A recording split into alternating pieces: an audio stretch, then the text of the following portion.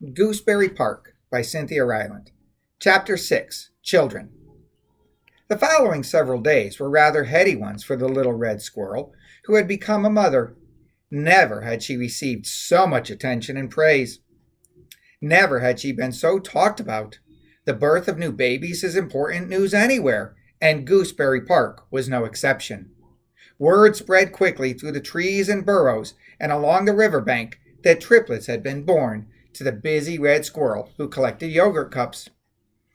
Friends Stumpy hadn't seen in months suddenly dropped by carrying gifts of hard, pungent walnuts or choice bits of ham sandwich, or the occasional French fry, which was considered quite a delicacy in park circles.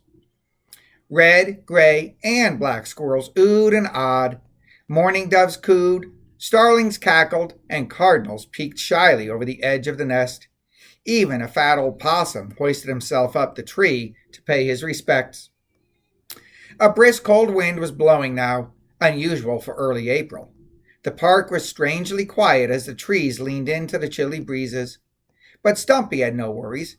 She had 3 beautiful babies, a fine collection of treasures, and a wonderful new neighbor who loved bringing her egg rolls. The winds could blow as hard as they might. She was secure. Kona, of course, had been by to visit every day since the baby's arrival. He still hadn't met Murray since the bat slept most of the day. And of course, Kona hadn't met Stumpy's children yet either.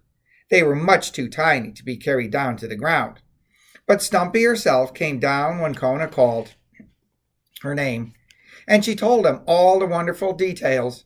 She said the little girl loved to sleep, and that she sang in her sleep like a little bird. The 2 baby boy squirrels liked to rest on each other, and one preferred the bottom and one preferred the top, so she had named them Top and Bottom. The little girl was called Sparrow for her pretty songs. Their eyes weren't even open yet. Stumpy said it was hard work, being a mother to newborns. She couldn't waste time or explore for fun anymore.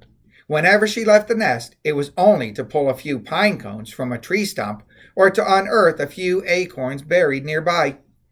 Then she had to hurry back home, for her babies would be waking and crying to be fed. She had never felt so needed. She had never felt so tired. She told Kona she had never felt so happy, and Murray visited every night. Kona trotted cheerfully back home and reported to Gwendolyn, word for word, everything Stumpy had told him. Though Gwendolyn had never met Stumpy personally, she regarded the squirrel as an old friend, and she was glad for the good news from Kona. Glad for the babies in Gooseberry Park.